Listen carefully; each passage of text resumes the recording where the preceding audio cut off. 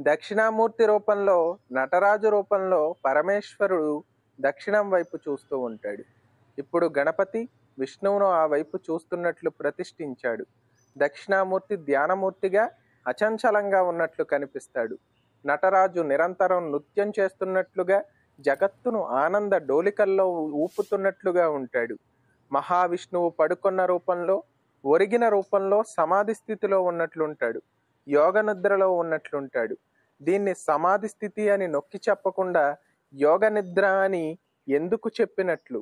విష్ణువు అనేక ఇంద్రజాలాలను ప్రదర్శిస్తూ ఉంటాడు. అవి మనకు అర్థం కావు. అతని సమాధి స్థితిలో సృష్టి కార్యం నిరంతరం సాగుతూనే ఉంటుంది. ఇది ఎట్లా సాధ్యం?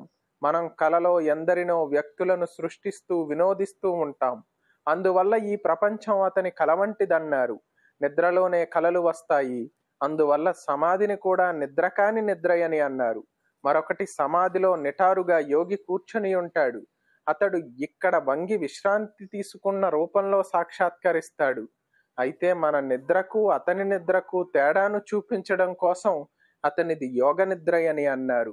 విఘ్నేశ్వరుని చేతి మహిమ వల్ల, అతని గొప్ప ఆలోచనల వల్ల శివునకు దేనిని అన్వయిస్తున్నామో విష్ణువునకు అదే. అందుకే అతడు రంగరాజు. వైష్ణవ క్షేత్రాలలో ఇది ప్రముఖమైంది, ప్రధానమైంది.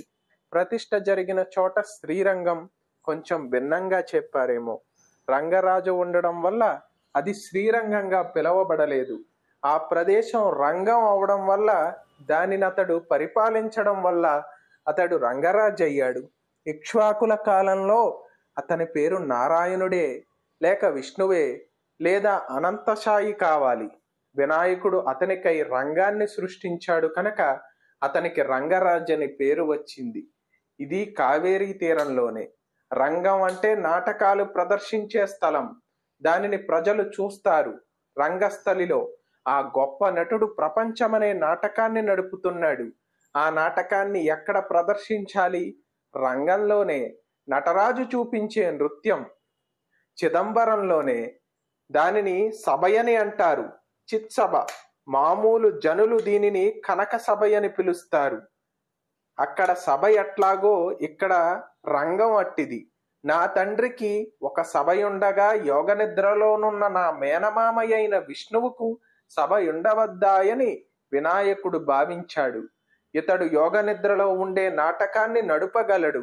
ఇద్దరు చేసే పనులు ఒకటి అయినా పేర్లతో కొంత తేడా ఉంటే రమ్యంగా ఉంటుందని రంగమని విష్ణు సన్నిధికి పేరు పెట్టాడు. అందుకే అక్కడ ప్రతిష్ఠ.